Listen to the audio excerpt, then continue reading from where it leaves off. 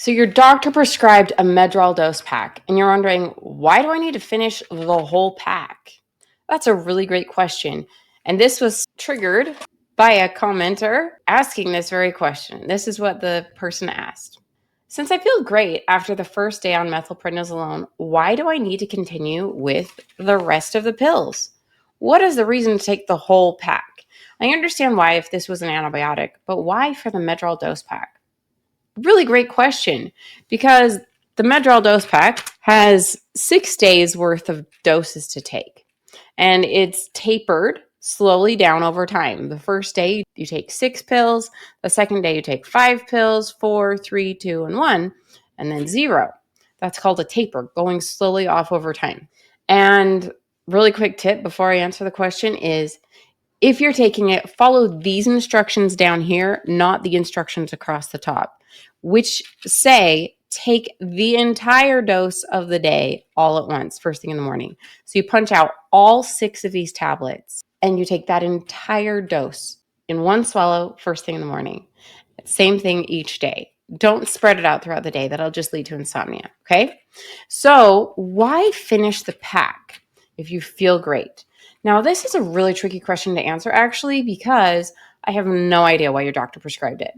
Doctors can prescribe a Medrol Dosepak for nearly any inflammatory or autoimmune condition, from a rash caused by poison ivy to your throat closing off to asthma exacerbation to your eyeballs having issues. Like any place on your body that could get red, swollen, or otherwise inflamed, they could give this to you.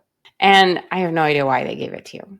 So if it's something like a rash and you feel like the rash is gone, maybe it's enough. But if it's a rash caused by poison ivy and you stop after 1 dose, even if you feel good, it's going to come back.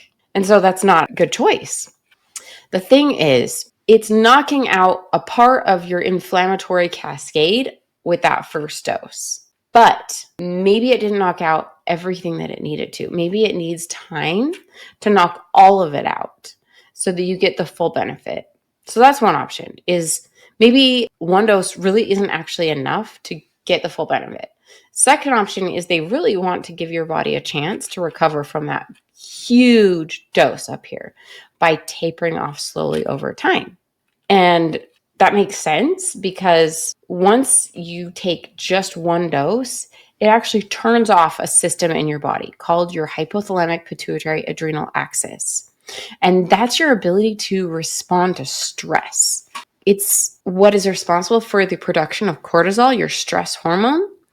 And 1 dose is enough to just turn that off. And just stopping taking a steroid like this, it doesn't immediately turn back on. And you need to give it time to slowly turn back on.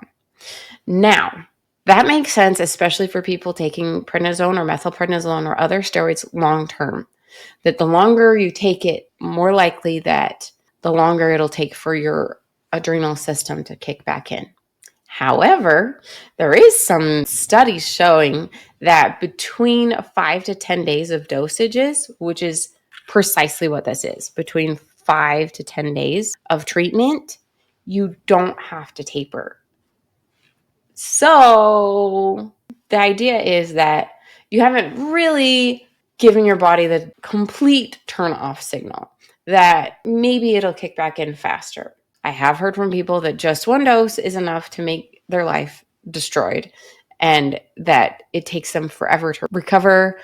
And so there's no black and white answer here, is what I'm trying to say, is that you can consider whether your inflammatory pathway is really completely done being knocked out. Second, you can consider whether your adrenal system is really going to recover in time. And third, whether or not you need to taper or not. It's all really individualized by what you're taking the prednisone or the methylprednisolone for and your DNA, because these steroids affect up to 2/3 of your genes. And so it's not very predictable. Like, I can't tell you for sure whether it matters for you or not.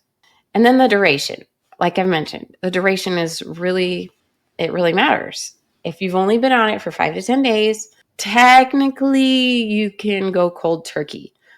But, and this is a really big but, you need to ask your doctor.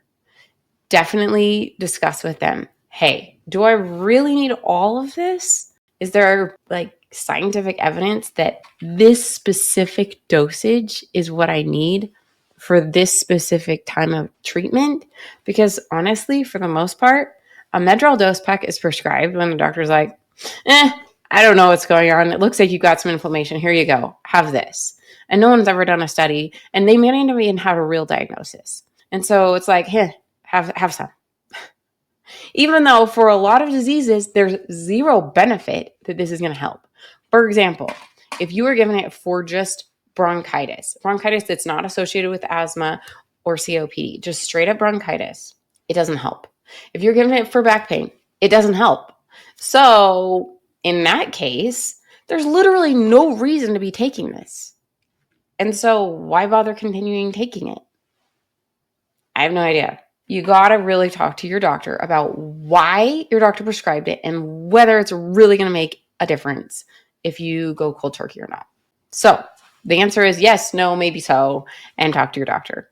If you have other questions about prednisone and methylprednisolone and other steroids, and you're wondering, is there anything I can do to minimize the side effects? I created the Prednisone Checklist that goes through the top things that you need to do to minimize your side effects.